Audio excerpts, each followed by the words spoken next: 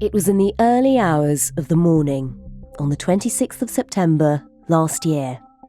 It began with a rumble down in the murky depths of the Baltic Sea. Something had clearly gone wrong, as giant bubbles burst up to the surface of the sea and rippled out beyond. 70 metres below sea level, gas is escaping from the Nord Stream pipelines. Like a boiling cauldron, the busy Baltic Sea bursting with gas from ruptured Russian Nord Stream reinforced pipelines. At 2:03, seismologists in nearby Denmark and Sweden noticed tremors out at sea. Within moments, the Nord Stream pipelines, which deliver gas from Russia to Germany, had sprung 4 separate leaks. And when investigators went down to the seabed and found traces of explosives, it was clear that this was no accident. NATO this morning calling those mysterious leaks in the Nord Stream pipelines sabotage. What unfolded reads like an international Agatha Christie whodunit, with a string of suspects, plenty of red herrings, and accusations flying across the world. So who had the motive, the means, and the opportunity to carry out such an audacious act of sabotage?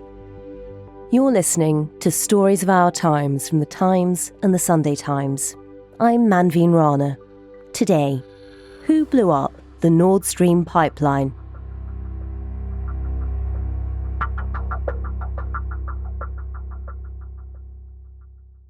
My name is Marc Bennetts. I'm a foreign correspondent for The Times. I was based in Russia until last year, and now I'm covering Russia and Ukraine.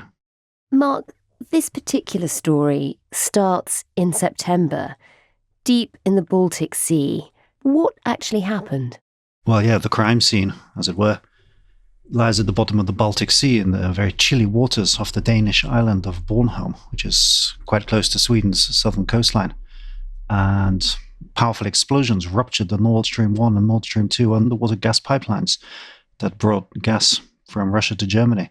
This was an unprecedented attack on European infrastructure and one of the most spectacular attacks in the 21st century. And as we'll see, it's also one of the most mysterious. Seismologists in Sweden and Denmark say 2 sharp spikes in undersea activity indicate possible explosions. Scientists recorded explosions in the Baltic Sea before detecting 3 simultaneous leaks.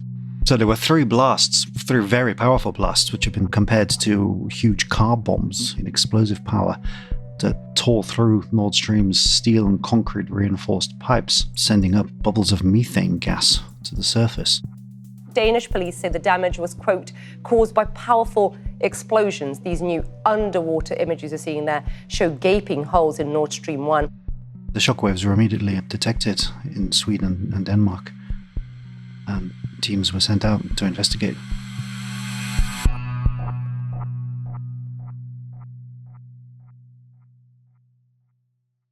And Marc, before we get to the investigations, just stepping back from the crime scene for a moment, for people who haven't followed it very closely, just remind us, what exactly is the Nord Stream pipeline?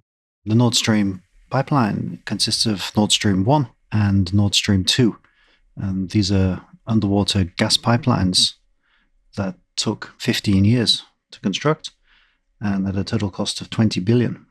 They supplied vast amounts of Russian gas to Germany, which then shipped it out to countries in Central Europe. The pipelines are owned by Nord Stream AG, which is a Swiss company, but its major shareholder is Gazprom, the Russian energy giant, the Russian Kremlin-controlled energy giant. And why would it have been a target at all? Well, that very much depends on who targeted it, which at this point in time we don't know. But what we do know is that this was a massive instrument of geopolitical influence for the Kremlin, which would have yoked Europe to Russian gas for decades to come. Ever since that attack on the pipeline, we've now heard of a number of official investigations taking place to work out what exactly happened and who was behind it. Just talk us through the different investigations that are being carried out. Well, there are 3 separate investigations which are still ongoing, being carried out by teams in Germany, Denmark, and Sweden. As far as I am aware, they're not sharing information with each other or cooperating because of security concerns. Again, this is what we understand. They've been using satellite images, underwater sensors, submarines, but the investigation has been complicated by the fact that, although it's not particularly deep, the site is covered in kind of debris from the attacks. And also you have 3 explosions in different locations. So it appears to be a very complicated process to find the fingerprints, as it were, of the actors responsible for the blasts. We don't know what they found so far. We don't even know if they will share their results. They said it was sabotage, but they haven't said anything else. And none of the 3 investigations have said who they believe to be guilty, apart from the fact that it definitely was sabotage.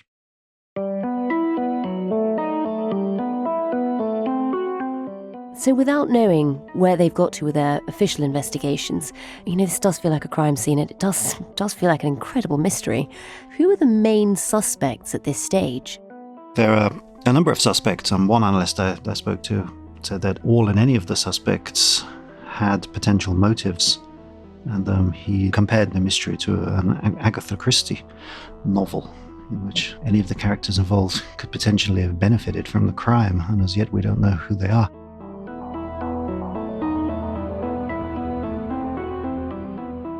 The main suspect, as far as the West is concerned, is Russia. And then Russia has accused the United States and the British Royal Navy. Ukraine has come under suspicion, as has Poland. It's quite a diverse cast of characters. Yes, it certainly is. Just talk us through that. So you've got a list of suspects there. If this was an Agatha Christie, you'd be gathering them in the library to try and work out what their motivations would be. Just take us through the first one. So the West are blaming Russia. Well, the West isn't officially blaming Russia. Western officials have kind of hinted that they think it was Russia, sometimes quite overtly, but there hasn't been any formal accusation from a Western country so far that it was definitely Russia. And just explain the logic of that, because I think for a lot of people listening, they'll wonder why Russia would want to blow up its own pipeline. Yeah, I mean, a lot of people are indeed very confused as to why Russia would spend more than a decade and around $20 billion building pipelines, which would boost its geopolitical influence in Europe to unprecedented levels, and then blow them up. Some explanations have been put forward by Western officials, analysts. The most common one is that it was a form of kind of hybrid warfare carried out by the Kremlin. Just explain that. Well, I mean, we've seen kind of cyber attacks in the past by the Kremlin. We've seen Kremlin agents poison people, including in Britain, elsewhere in Europe. We've seen disinformation by the Kremlin. And the logic is that this was another in this campaign of Kremlin warfare to kind of sow terror and panic in Europe. Also, it's been suggested that Russia could have done it to signal that it has the ability and the capability to target other infrastructure within Western Europe and possibly within America as well. There's another theory that it was done because there were some people in Moscow who wanted the pipelines to reopen again. Russia had closed down the pipelines after the war started and reduced the amount of gas that was being shipped to Germany. And some people think that this may have been an act by hardliners in Moscow who wanted to end the conversation about whether the pipeline should be reopened, whether the shipments of gas to Europe should be resumed by essentially destroying it. In the case of no pipeline, no problem. That's interesting. So it would be a statement as much to people inside Russia as to Europe. Well, personally, I can't really see that there would be people in Russia who would have the political clout to be able to make that argument and that it would be taken seriously. I mean, they would just be told to shut up. I don't think it would take the destruction of the pipeline to silence them. But it's a theory. I mean, it's all of the theories being put around. In terms of the idea that this is hybrid warfare, I mean, for people who haven't encountered it much, it is quite mind-bending. Just explain what Russia's purpose would be. What's their end game? Well, as I said, I mean, some people think it was an attempt to cause panic in Europe, to signal the Kremlin's willingness to take such drastic steps. to essentially send a signal to the West that, look, we blew up our own pipeline, we can blow up your energy infrastructure as well. But again, I think this logic is very convoluted. And while I'm not ruling out Kremlin did it, I can't really see why they would blow up their own pipelines. If it happened before the war, then possibly, it could have been like a false flag operation. That is something Russia does. Yeah, but this was in September. It didn't need a false flag operation for anything, and nothing followed it. I mean, there weren't any attacks on Western energy infrastructure. So the false flag theory also seems weak. Yeah, and with a false flag, so this is where you attack yourself, but you make it look like somebody else did it. And the Russians use that quite a lot, but they usually advertise it quite a lot beforehand. So whenever they've done it in recent years, they usually come out and say, we have intelligence to say we're about to be attacked in this place, and then they are attacked, and they automatically blame the people they said would do it, even if they've done it themselves. So there wasn't much advertising of this. I mean, the reaction initially was the British Royal Navy did it. Russia named its new prime suspect, accusing the UK of being behind the attack. According to available information, representatives of this unit of the British Navy took part in the planning, backup and carrying out of this terrorist attack in the Baltic Sea. And then it was America did it. We are also preparing a kind of report into what has happened over the past year and what we managed to uncover. And it is not just about the US being directly involved in the explosions on the Nord Stream pipelines.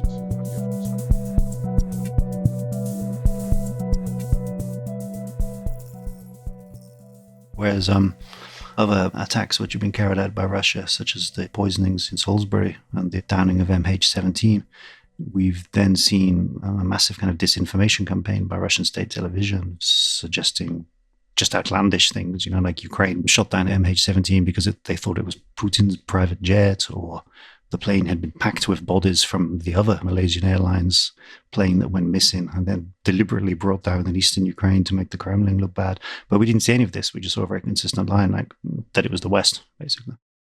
So as far as Russia's concerned, it's Britain or America.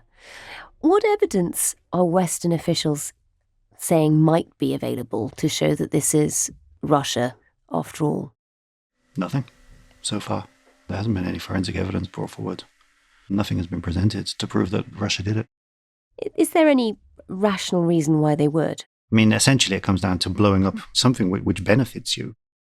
Russia agrees that the damage was caused by sabotage, but it has pointed fingers at the United States and its allies. Kremlin spokesman Dmitry Peskov.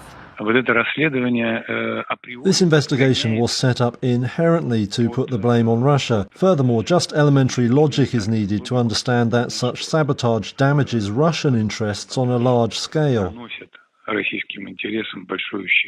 Is there a sense that, given that the three investigations that are going on at the moment are all European countries who aren't working together or comparing notes, is there a sense that maybe it's just managed to sow a seed of distrust in Europe?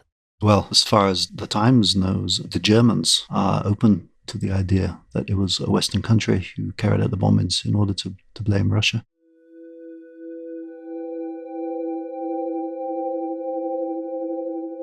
Well, Mark, talk us through the idea that this was a country in the West. Russia has clearly accused Britain and America for attacking the pipeline. Why would America be interested? Well, potentially, again, I'm not saying it was America, but potentially for a number of reasons which, on the surface at least, appear to be more likely than motives which have been ascribed to the Kremlin. Firstly, Washington was concerned that the pipeline would give the Kremlin far too much political influence in Europe at a time when relations between Moscow and the West were the lowest, at least since the Cold War, if not ever. It was basically seen as the weaponization of energy by the Kremlin, and that it would give the Kremlin the potential to turn on and turn off the gas as it saw fit in order to punish or reward European countries for their stances, which essentially we saw happen when the war started. Russia started to suspend shipments. I mean, America had made it clear in political and diplomatic terms, that they wanted Germany, for example, to change its energy relationship, its energy reliance on Russia. Some of the people who point the finger at America point to one particular incident. Just paint a picture of what happened. So 2 weeks before Russia invaded Ukraine, Chancellor Scholz of Germany visited Washington for talks with President Biden. Well, I'll take a couple questions each. Reuters, Andrea, you got the first question. Thank you, Mr. President, and thank you, Chancellor Scholz. And Biden made a very specific pledge. If Russia invades, that means tanks or troops crossing the border of Ukraine again. Then there will be no longer a Nord Stream 2. We will bring an end to it. Which was the second pipeline which Russia had built, but hadn't yet gone into operation. Asked exactly how he would do that. How will you do that exactly, since the project and control of the project is within Germany's control? He said, I promise you. We will, I promise you we'll be able to do it. To clarify, the comments were made in the context of sanctions that could be imposed on Nord Stream 2 in the event of an invasion by Russia.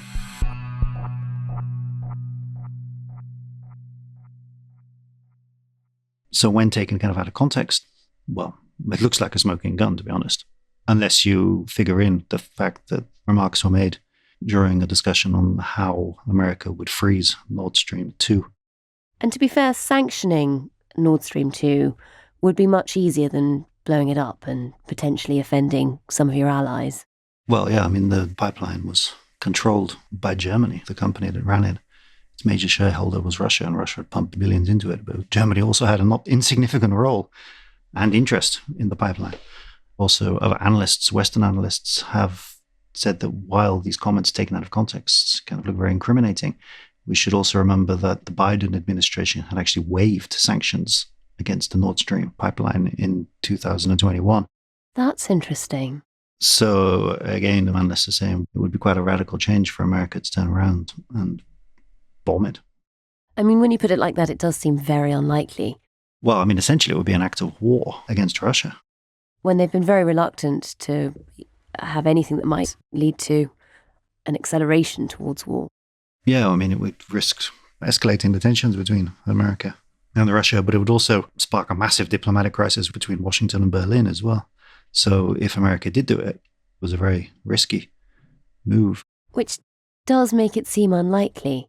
A new revelation broke this week about what caused last year's explosion of Nord Stream gas pipelines in the Baltic Sea. Investigative journalist Seymour Hersh alleges the U.S. is behind the attacks. In the last week, the American reporter Seymour Hersh has claimed that he has evidence that it might be. Tell us a bit about that. So Hersh is a veteran American investigative journalist who, during his very long career, broke massive stories such as the slaughter of Vietnamese civilians by American troops in Vietnam at My Lai. In recent years, his reporting has become more fringe, let's put it that way, such as he's reported that bin Laden is still alive, that Assad didn't use chemicals against Syrian civilians. And then last week, he came out with a story citing anonymous sources which detailed American divers had blown up the pipelines and that it hadn't needed approval by Congress because of Biden's comments. So the goal had already been stated and it was no longer kind of a special secret operation. It was just an operation that needed to be carried out, which seems slightly far-fetched. I mean, personally, I don't rule out at all that it was America, but I don't think Hersh has sources who would spill the beans, as it were.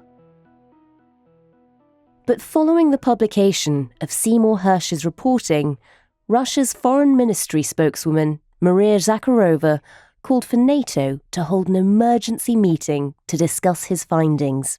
There are more than enough facts here. The explosion of the pipeline, the presence of a motive, circumstantial evidence obtained by journalists. So when will an emergency NATO summit meet to review the situation? Where does that leave us? You know, if we are sort of gathering the Agatha Christie suspects, if it was Russia, it would have been hybrid warfare, or it would have been potential power struggle between people inside Russia and people who wanted to make sure that the pipeline wasn't put back into action, which does seem like a better reason. But even so, they would be destroying a massive piece of their own infrastructure. Mm-hmm. If it was Moscow, it wouldn't seem like a very wise decision unless Putin has become, some fear, entirely irrational and, has lost his mind, to put it bluntly. I mean, I can't really see any other reason why Russia would do it.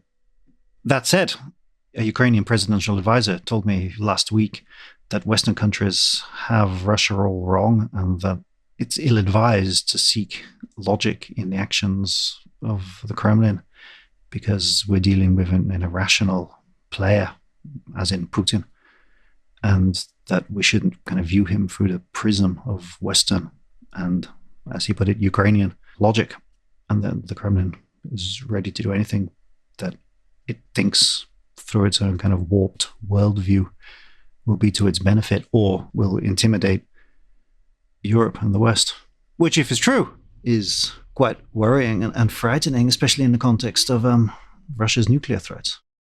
And Mark, having talked through the motivations of each of the main players, of the suspects, just talk us very quickly through the means. You know, from the investigations that are happening, they've determined that it's sabotage, but is this a sort of sabotage that anybody could do, or does it have to be a state? I mean, would you need serious explosives? Yeah, I mean, the capabilities, most experts say, to blow up steel and concrete reinforced pipes, it wouldn't just be a case of like an amateur diver going down in his frog mask and putting a few limpet mines on the side and hoping for the best. This would have to be in a very late operation with explosives possibly being dropped by plane or helicopter or passing ships in advance and then detonated at a distance. And so it seems as if it would have to be in a state, or if it was a non-state actor, then it would have to be extremely powerful. But it's hard to see who, even if it was a non-state actor, who exactly would have benefited from doing this right now.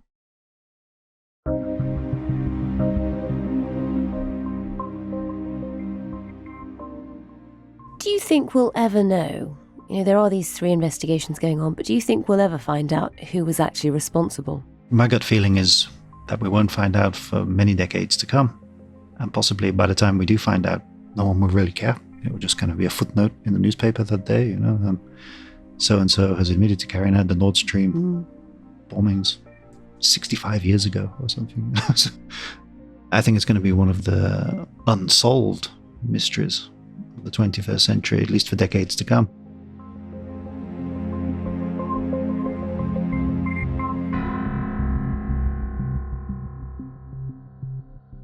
You've been listening to Stories of Our Times, a podcast brought to you thanks to the subscribers of The Times and The Sunday Times, with me, Manveen Rana, and my guest, The Times foreign correspondent Marc Bennetts.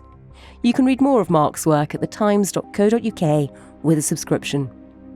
The producer today was Edward Drummond. The executive producers were Kate Ford and James Shield, and sound design was by David Crackles. If you can, please do leave us a review wherever you get your podcasts. Thanks for listening.